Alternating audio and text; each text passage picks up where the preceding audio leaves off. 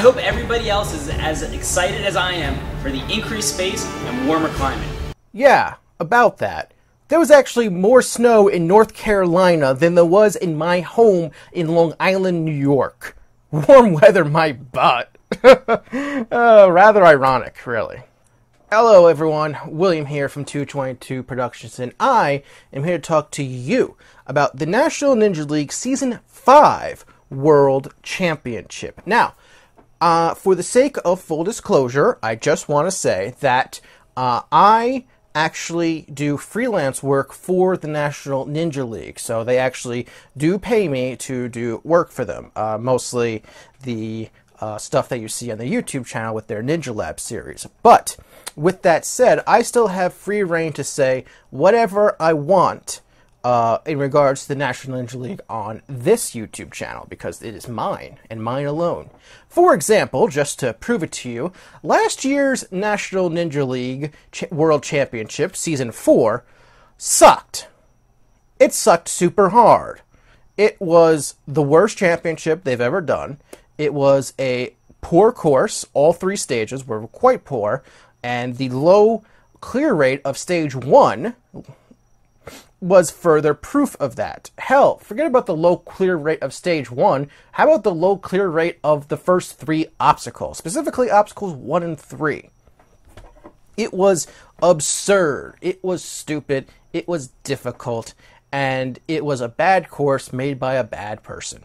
Fortunately, this time around, with Season 5, I am happy to announce that this was, without a shadow of a doubt, the best World Championship the National Ninja League has ever held. Ever held. And I mean that. So, let's get down to brass tacks. The World Championship was held at the Special Event Center in Greensboro, North Carolina.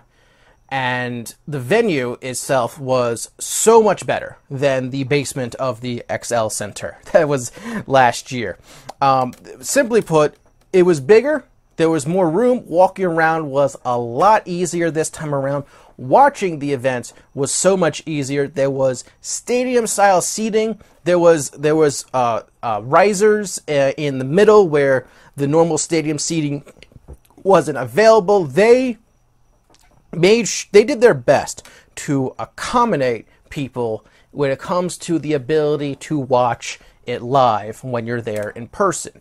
And I appreciate that. It was great. It was fantastic. Like I said, best they've ever done. I thoroughly enjoyed watching the show. And if there was a course that you wanted to watch, you could watch it. Doesn't matter what age group, you could watch it. And I think that was first off, just a great first step for the event.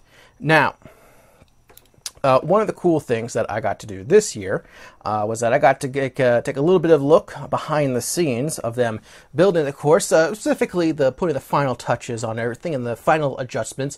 They were working all the way up to the very last minute, from what I saw. And they were working very hard, DGS, building up all this rigging, because you had 6 courses plus all the skills sections. We'll talk about that in a little bit. And one thing that was really nice about the venue that I got to do was they had meet and greets with Ninja Warrior competitors. So the way it worked was they used one of the press boxes of the venue. That has an aerial view of all the courses. So you can see the entire venue from this window. So when you're doing these meet and greets and Q&As with the ninjas, you could still see the courses behind them happening. Now, admittedly, it's not as good of a view as if you were down there, but it's better than nothing, and really, you can't expect better than that. I had the opportunity to host these meet and greets with the ninjas. The ninjas that I got to host this year throughout the weekend was, hopefully I remember everyone. Let's see. It was Adam Rail, Daniel Gill, Philip Scott, Chris Wilczewski, Najee Richardson, Karsten Williams, and Lissa Beard. And I believe that was everyone. And if I forgot someone, I'm very sorry, and I'm an idiot. But so the way that it was a bit weird trying to figure out how to do it at first, because it wasn't like a big wasn't like big instructions. We'd never done this before. But I think what I eventually settled into doing that create a formula that was really nice was that I introduced the ninja, give a little bit of an introduction, hyped up the crowd a little bit. They walk in, we go into the front of the room, and I say, all right, who's got a question? I point to that person. They ask their question. The ninja in question answers the question, and we continue there, do about a half hour of Q&A, and then everyone got to have their photo taken with the ninja. Make sure everyone went up in an orderly fashion. And we stressed, don't ask them to sign stuff during the meet and greet because it just takes too long. Thankfully, everyone was nice and understood that we want to try to make sure everyone had an opportunity to take photos. And you could always ask them to sign something later on outside of the meet and greet. But the actual meet and greet experience itself was really fun. Eventually I was able to, it took a few tries for me to fully understand, fully get into the groove of things, but I was able to draw inspiration from conventions that I've gone to and watching other moderators with panelists, and eventually I kind of became like this, almost sort of like a sidekick character to the star, where maybe I'll throw in an extra question, like a follow-up question to something, maybe a very quick joke just to help, lighten the mood. Nothing to really, I didn't want to put the spotlight on myself, just to help supplement the ninja, help them out. And I think by the end of it, I had a really good formula down. And so if I get to do this again in the future, 2021, unfortunately, is this video is late, as you're probably aware, but unfortunately with 2021, it looks like I won't be happening due to the current climate. But if in 2022, if I have the opportunity to do this again, I definitely will be I would definitely like to do it because it was a lot of fun. And one of the, rewards for doing the meet and greets is I got to interview everyone who had a meet and greet ahead of time for my channel. And by now, those interviews have gone live. And outside of those interviews, I got to do plenty of interviews outside the meet and greets. I ended up doing the most amount of interviews I have ever done in a single National Ninja League World Championship. And I loved doing it. I think this, don't want to toot my own horn too much, but I honestly think that this was the best group of interviews I've ever done. And not even like the people that I'm interviewing are good. I'm saying it from a me perspective of how good I did. I was really happy with the interviews overall. Outside of the technical issues that you might have seen with, especially Karsten, I felt that one annoyed me. The camera going out of focus like that. Sorry about that, Karsten. Yeah, that sucked. But everything else, the battery going out during Jake Murray, that was annoying too, but not as bad as what happened with Karsten. But yes, thank you to everyone who was able to do an interview with me. So, let's talk about some of the actual event. Now that I've talked a little bit about, other stuff that happened at the event, let's talk about the actual competition itself. So, what they did this year was, in addition to the 3-stage obstacle course, they had skill challenges, 4 skill challenges. And so for the award ceremony, what they did was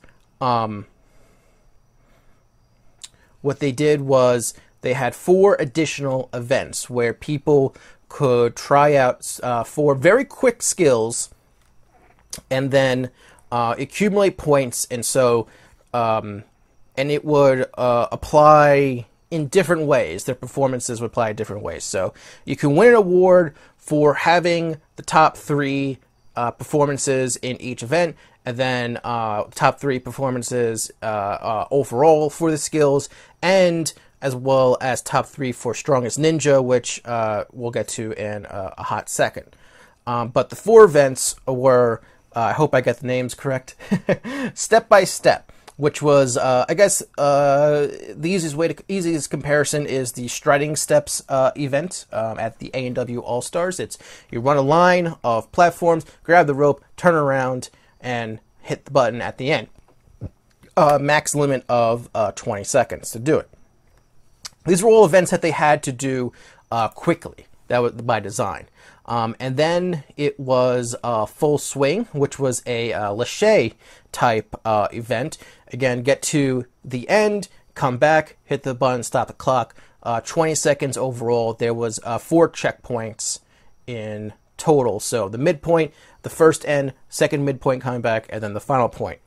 And then similar to over the ledge, you had to go across a series of cliffhangers and then make your way back and hit the button. Again, 4 checkpoints, middle and middle finish. And then the final one was Climb the Ladder, where you had to do as many salmon ladder rungs. So it's not every rung that you get a point. It's every time you get to the top or the bottom of the salmon ladder. And one interesting rule, and maybe they should consider changing this for next time, is that only one side had to be on the bottom or top. So what you saw some people doing is they had one side didn't move. It was either on the second or third rung, and they just moved the other side. So it was like boom, boom, boom, boom, boom, boom, boom, boom. I guess it'd be boom, boom, boom, boom, boom, boom, boom, boom, boom, boom, boom, boom. Boom, boom, boom, boom, boom, boom. I think the time limit was like 30 seconds, if I remember correctly. Now, it's worth mentioning for the younger age groups, they didn't have to do a normal salmon ladder. What they had was essentially like a V ladder, like a normal ladder, but like, kind of like it was like on hinges, so it wasn't like, super sturdy. But basically, they had to climb up and down the ladder as many times as they could. So it was a nice adjustment for the younger children. And all the other ones had, for the younger children, they had easier designs also. So all 4 of those was really good. I really enjoyed watching them. I think that is one of the major takeaways. They were fun to watch. Unfortunately, I don't think there was any way to watch them on the live stream. Maybe if they can figure out how to do it next year on the live stream, that would be really great. I don't know if that's possible because it was like right in the middle of the entire area. It was a good placement because they had the 6 courses on the perimeter and then the 4 skill sets in the middle. And it was fun to watch, but again, I'm not sure if they can live stream it. I hope they figure out a way to actually do it. So, now let's talk about the course itself. The course this year was so much better. First off, this time around, the NNL themselves took charge of the designing of the 3-stage course. So it was mainly designed, as I was told, by Brian Wilczewski and Thomas Stillings, with help and additional designing by Chris Wilczewski and Alex Cunningham, who is my co-announcer in the National Ninja League. He's the main voice of the NNL. You've probably heard him if you watch National Ninja League stuff. One important rule change is that I mentioned before the strongest ninja competition. So the normal world championship rule is that you win, you beat the course, you move on to the next stage. But for strongest ninja, if less than, I think it was 30% of the people per age, per gender, per age, per gender, if less than 30% people, 30% of the people of a division, I guess that's the right way to say it, don't clear stage 1, then the furthest and fastest get to try stage 2. Now, they don't get to try, now they're out of the running for world champion, but they get to still be in the running for strongest ninja, which I think is, is an important distinction. And then for stage 2, I believe it's top 20. Again, get to try.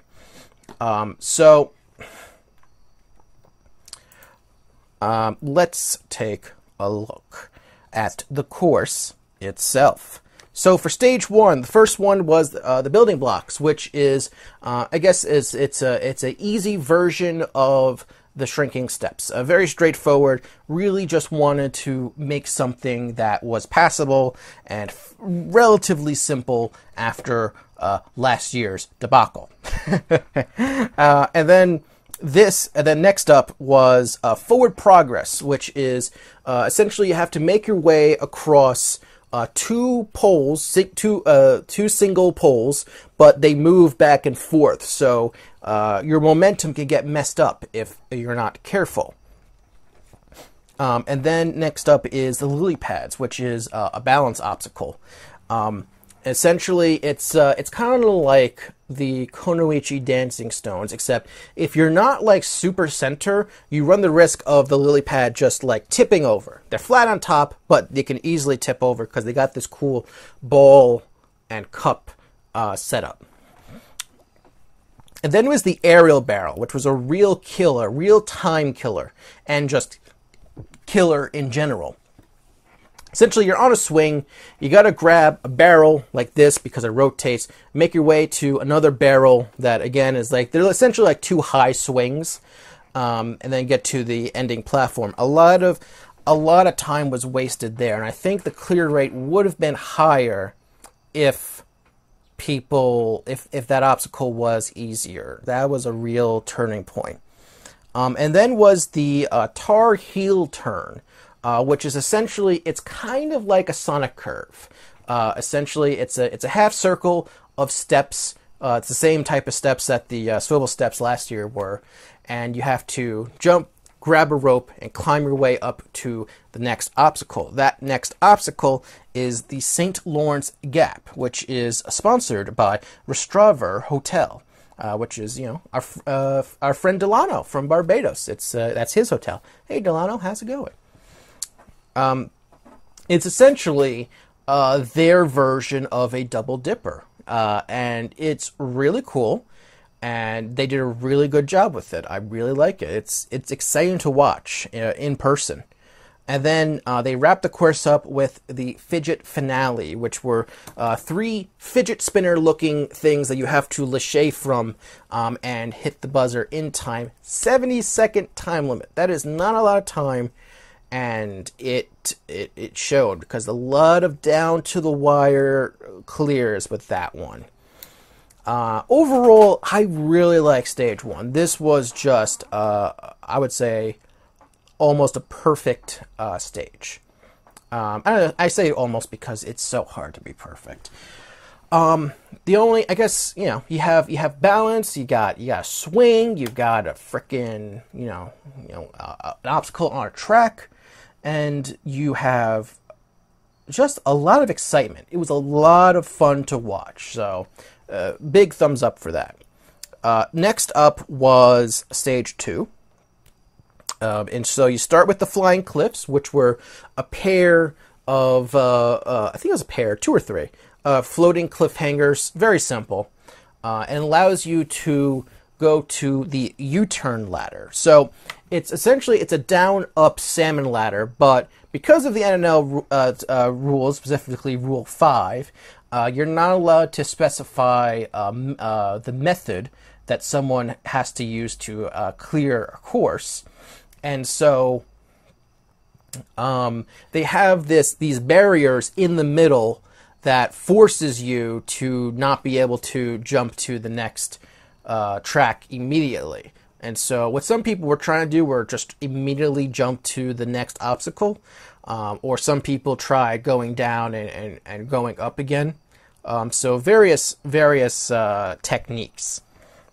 And then was what I think was the killer of Stage 2, the unstable shields. So it's their version of the unstable bridge, but they're the NNL logo shields. But some were flipped turned 90 degrees and stuff like that. So a lot of people were trying to transfer to those from the salmon ladder. But what's key is that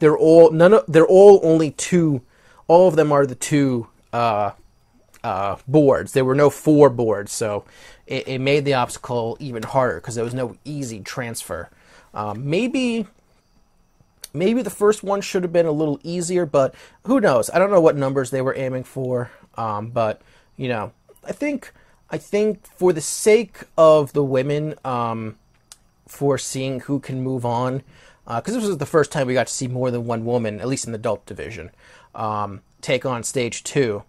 And I would have liked to have seen the women get further than the shield, so maybe if the first shield was 4 suspending points instead of just 2. But, that's just me. And then the next 2 obstacles were 2 obstacles called the circle twist. So they're very simple. There's a rope on a spinning disc, hanging from a spinning disc. You're on a platform, you swing around, you land on the platform, you do it again for a second one. Technically, I saw it trip up a couple of people for time, but it really was just a filler obstacle.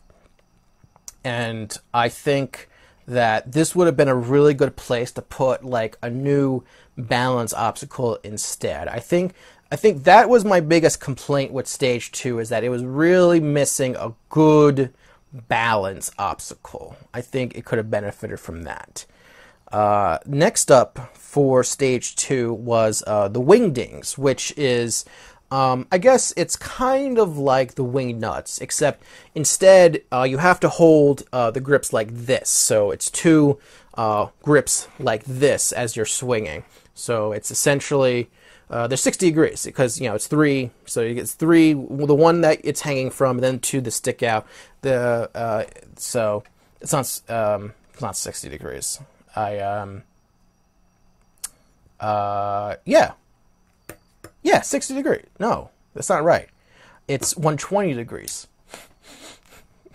Math, geometry. I should be better at this, considering my degree. 120 degrees apart. And there's 3 of them. Took out a few people because they're hard to catch. And then finally was the air walls. I really like this obstacle. I think this was a really creative obstacle. Essentially, you have to make your way across a horizontal rope. But the catch is there are 3 walls that you have to push on the rope to get to the finishing platform and try to get around. Now, the catch here... Now, I think for the adult division, you were only allowed to use your feet, which... I don't agree with. I think you should be allowed to use your hands or whatever body part, as long as you're touching within the right zone. But I love the idea of hanging and trying to move these walls. The only downside is that resetting the walls really slowed down the process of doing the course. Especially because I know for the adult course, one of the walls broke, so they had to do some emergency repair. But other than that, I really like the course overall. I think they did a really good job. I like the obstacle. One thing, so I got to bring this up at this point. So, as good as the event was overall, they did make one major mistake, and that is that they accidentally swapped the children and the mature kids stage courses for Stage 2 and 3. So the mature kids got an easier Stage 2 and 3 than they were supposed to, and the kids, which were younger than the mature kids, got a harder course than they were supposed to. And I think they didn't realize this until it was too late. They were in the middle of stage 3. So, whoops. So as a result, the number of clears for the kids course for stages 2 and 3 were lower, but the number of clears for the mature course were way higher, to the point where they had to start the mature kids stage 3 a lot sooner, well, not a lot sooner, 30 minutes sooner than they were supposed to, than they were originally scheduled to, because they had so many kids. In fact, I can tell you that the mature kids course was the first stage 3 to start that evening and was the last stage 3 to finish that evening, because there was that many clears in stage 2. Bit crazy. Speaking of stage 3, starting with Vertical Adventure into Buoy Bays, which is just 2 separate series of hanging holds that each count as separate obstacles. And then into Board Meeting, which is the floating boards, their version of the floating boards. I don't know how easy or hard these boards were, but they seemed pretty challenging. And then was the Carolina Cliffhanger into the Wheel in the Sky. So you got this long cliffhanger. I would say about half the course was a cliffhanger. But you had this weirdness, because you had this single floating cliffhanger that was on this wheel that you're supposed to use to get to the finishing platform. But you could just as very easily skip that on the regular cliffhanger and get to the landing platform instead. But because of the rules, you have to engage with an obstacle. And the weirdness in that is that if you touch the wheel, it counts as you making it to the next obstacle. So you can touch it, get back on the regular cliffhanger, and then do the jump. But if you skip the wheel entirely, like one person did, it created awkwardness in that person got disqualified. So, to my understanding, it was a bit of a mix-up, and also it was only considered a separate obstacle for the adult course. So that's just something that they need to hammer down. I guess be a little more cognitive when it comes to the course design. Just for full disclosure, I have nothing to do with the course. I only do what I'm hired to do. And then it was Cane Track, which is their version of Cane Lane. Very simple track. One thing that I really liked about what they did was they set up stage 2 and 3 in a way so that they could have as many stage 3 obstacles set up ahead of time as they could possibly get, already ahead of time with stage 2. So like with the cliffhanger and the cane track, you had them on the sides, but of the scaffolding. But stage 2 went through the middle of the scaffolding, so that was clever.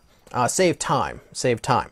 And then was the Edge of Dreams, which is a vertical limit, which is that's the same size as the Japanese vertical limit in Sasuke, which is pretty insane that they required people to do that. That the adult version was that thin. Everyone else, a little thicker. And then the Monstro Swing, which they did as a joke. Not as a joke, but as like a big finale because of how dangerous and destructive the Monstro Swing was last year in stage 1. But the main difference is that this Monster String was a lot safer and, quite frankly, easier. Because it didn't do this. And also it's thicker in the cone, so it wouldn't shatter. But the fact it didn't do this made the obstacle a lot easier. In fact, I would say it's easier than Edge of Dreams. So no one was able to complete Edge of Dreams, which is disappointing. So no one, again, in the adult course, no one was able to beat stage 3. It came down to furthest and fastest. I would love to see someone beat stage 3, finally. I think I would like it if the NNL, made that obstacle a little bit easier, their Edge of Dreams, just because, 9 centimeters, 10 centimeters, it's not centimeters, millimeters, I should say. Big difference. It's a centimeter thick. That's asking so much. So few people can do it. It's one of the reasons why I say Sasuke Stage 3 is harder overall than A&W Stage 3 because that vertical limit is so tough that, very few people can do it. And so I wouldn't mind if they toned it back just a little bit more so we can see someone clear. That'd be really nice, personally. One thing I will say is that this was just a great experience. My birthday was actually during day 2 of the event, and that was fun. Every time there was a meet and greet, I start off by saying, "Hey, today's my birthday," and everyone cheered for me. So that was a nice experience. Just to give you, I'm not going to go through the long list of results, especially because there's results for, strongest ninja and then, all the different skills and stuff. So I'm just going to give you the World Championship results for the adult division. So for the women, 3rd place, Abby Clark. 2nd place, Maddie Howard. And 1st place was Tiana Weberly. And for the adult male division, 3rd place was RJ Roman. 2nd place was Daniel Gill. And 1st place was Joe Morosky. RJ really had a good chance at winning, but he kind of blew it. He spent too much. He was the last to run Stage 2 because he had the best time in Stage 2. But unfortunately, he mismanaged his time. If he had managed his time better, RJ would have been the champion. But that is not the case. It went to Joe Morosky instead. So after he finally claimed a world championship, I know that's something he really wanted. So what will happen in Season 6? I don't know. A lot of uncertainty. They're planning on starting really soon. I hope it works out, but, they're taking precaution for a reason. But I just want to say that this was the best event they've ever done. It's the most I've enjoyed going to an NNL before. I was so happy the entire weekend. I didn't want it to end. I was exhausted by the end of it, but it was a good kind of exhaustion. The kind where you're like, I'm exhausted because I had so much fun. I had so much fun. I felt sorry for Thomas Stilling because his voice was destroyed by the end of the last day. I hope he had I don't know, drank plenty of fluids and just didn't talk for an entire week after that. But I have nothing but love for everyone there at the NNL, and everyone that I've interacted with. People I interviewed, people I didn't get to interview, but still got to hang out with and talked with. It still blows my mind that there are people there that know who I am and watch my stuff. I think only just now I'm finally getting used to people saying that they're a fan of my videos, which is weird to me. But I'm glad that it's finally, I don't know, it finally happened. A near perfect National Ninja League World Championship. I say near just because it's like, it can always be better. It can always be better. So congratulations to everyone at the National Ninja League for essentially erasing the stench of Season 4. This was so important. I don't think I could overstate how important the Season 5 World Championship was, because if they had 2 bad World Championships back to back, I honestly believe that it would have just so severely hurt the league. But they had a fantastic event. Like, it became the standard of what a Ninja League should be for their World Championship. And it wasn't easy. I talked to the people involved. You saw I put up my interview with Chris talking about the process. It's not easy. I respect them so much for what they did and what they continue to do. It's great stuff, and I hope for better things in the future. No one knows what's going to happen with this year's World Championship because of, the unexpected. But I hope that it's at least, you know, it's good with what they have available to them, and I'm looking forward to future events. They really have seemed to nail down a lot of this, and I cannot thank everyone involved enough. This was fantastic. If you haven't seen the event itself, it's all up on their YouTube channel. You can go to their website for the full results. Links in the description down below. And thank you all very much for watching. Make sure you subscribe for more videos and reviews just like this one. And hey, check out some similar reviews that you'll see on the screen right now. Later, everyone. Love you.